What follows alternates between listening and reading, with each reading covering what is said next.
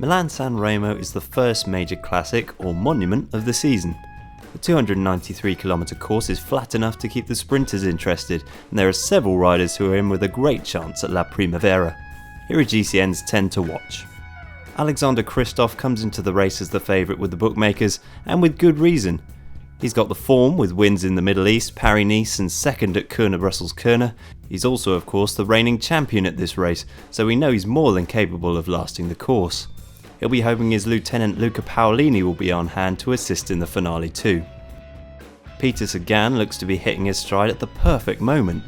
It's been a case of close but no cigar this season, that is until victory on stage 6 of Tirreno-Adriatico finally broke his duck. Another win this weekend is certainly plausible for the Slovakian national champion.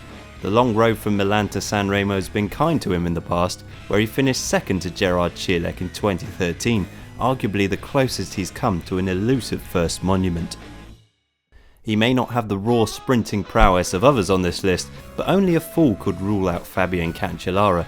He looks to be in great condition after taking out the stage 7 time trial at Tirreno-Adriatico. Spartacus is incredibly consistent at the classics, and despite having only won this race once back in 2008, he's finished on the podium at Milan-San Remo for the last 4 years running. With such a strong field, he'll need to call on all his experience to make it back onto the top step. Winner of this race in 2009, Mark Cavendish will be eyeing Milan-San Remo as his first major season objective.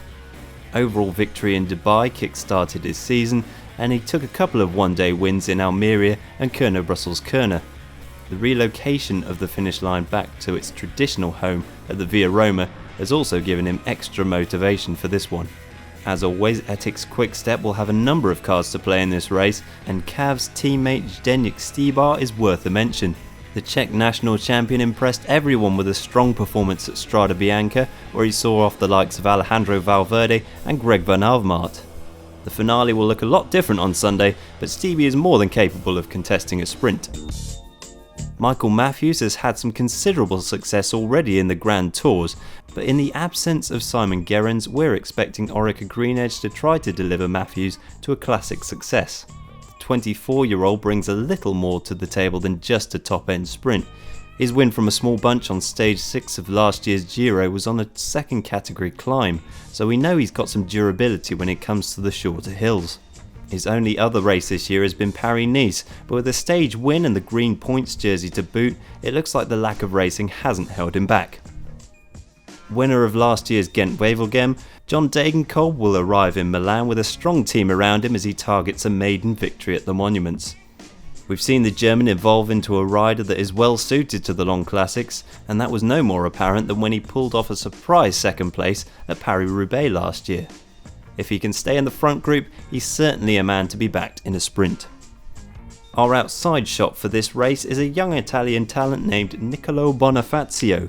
Last year was his first full season with Lampre Merida, and despite a disappointing start, he really came on towards the end of the year, with success in the Autumn Classics in Italy and 3 stage wins at the Tour of Hainan.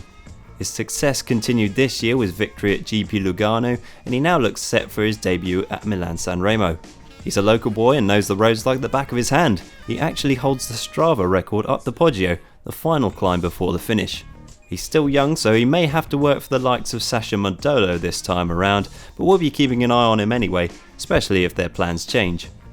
It seems like Greg van Avermaet is reaching the pinnacle of his career, and although he's been tagged as a bit of a classics nearly man, we think he's surely far too talented not to add a major one-day race to his palmares. This time last year he dropped his chain at the wrong moment when it came to the sprint, but it looks like his form this year could give him a chance to compete for the win again. ANDRÉ GREIPEL has foregone his usually packed early season schedule this year to focus more on the spring classics, and that fact alone should see his chances improve at Milan-San Remo. The German just about hung on to the lead group last year, but a slightly flatter parcours should suit him better. Greipel will be supported by a strong LOTTO-SOUDAL unit that includes Jürgen Roelandts, Adam Hansen and Tony Galopan. We think Juan José Lobato is an underrated talent. The MOVISTAR rider has rounded up a great set of results so far this season, including a couple of stage wins at the Vuelta a Andalucía. He hasn't raced in March, instead he's opted to train and recon the route of La Primavera. Last year was his only previous participation where he finished just off the podium, so he'll certainly be looking to improve on that on Sunday. There's our list. Who's your favourite? Let us know down in the comments.